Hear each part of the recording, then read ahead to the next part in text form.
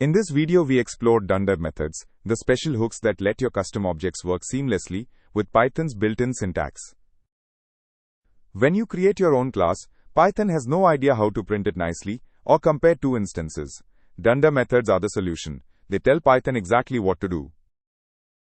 Imagine your object is an appliance from another country. Dunder methods are the adapter that lets it plug straight into Python's existing infrastructure without any extra wiring. We start with a money class. Dunder init runs automatically when we create a new money object and saves the amount as self.n. Dunder str tells Python what to display when you print a money object. Dunder len tells Python what number to return when you call len on it. Dunder eq fires when you use the is equal to operator between two money objects.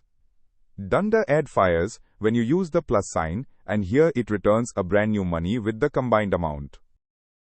Watch what happens. Printing a gives us $5, len of a gives 5. Comparing a and b is false because 5 does not equal 3, and adding them prints $8, a brand new money object.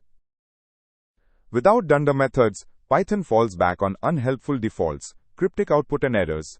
Add them, and your class behaves exactly like any built-in Python type. Dunder methods are your bridge between custom classes and Python's everyday syntax.